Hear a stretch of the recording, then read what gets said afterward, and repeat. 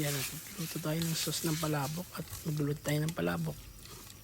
Yan, una po igisa natin itong gamberi o shrimp. Yan, igisa lang po natin.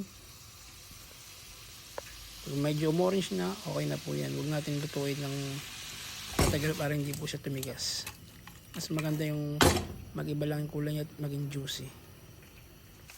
Okay, ngayon po nagisa tayo ng giniling. Yan, gagawa po tayo ng sauce na baboy. Yan. palabok. Igisa po natin yan. Pag medyo namula na. Pagkabi ng baboy. Okay na po yan. Yan, ano siya? Halo-haloin lang po natin. Lagay natin itong isda. Yan, then lagay natin yung isda. Pinilito ko lang po yan kasi wala po ako makakita ng isdang pinapa. Kaya yun lang po yun. Okay na rin po yan. Ayan. Alayin lang po natin. Then lagyan po natin ng konting shrimp.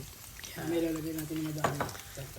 At mamaya po ilalagay natin itong marami sa ibabaw. Patatamis natin yan.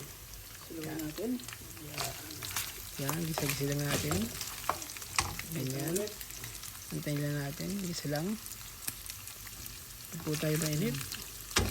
Please subscribe po. Then lagay natin itong sabaw. Okay po.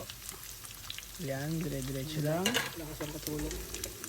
Sila natin habang hinahanda natin yung sauce niya o yung sabaw para sa kanya. Ayan, at ngayon ilagay na natin ang sabaw ng pangpalabok. Yan po ay yung mga ulo ng shrimp. Pinakulang ko po yan para mas maging masarap po yung kanyang sabaw. Tapos dinaling ko po siya. Tinanggal ko po yung mga shrimp na mga ulo. Yan. Kukuloan natin. Tingnan po natin kumulo yan. Ito na po siya.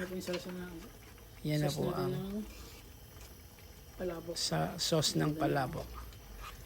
Ayan po. Yan ang ating sauce ng palabok. Kitang-kita niyo po ang ganda ng kulay. At ayan naman po yung pasit ng palabok. Pinakukulaan na natin. Okay na yan. Ayan po. Napakaganda ng kulay niya. Yan, may hanap po natin plan na. Kitang-kita niyo naman po. Yan. Yan, halo-haloyin natin. Nilagyan ko na rin yan ng spring onion. At ito na po siya.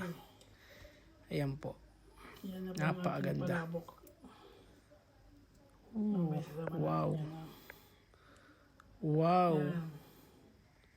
Happy Sarap. birthday to you.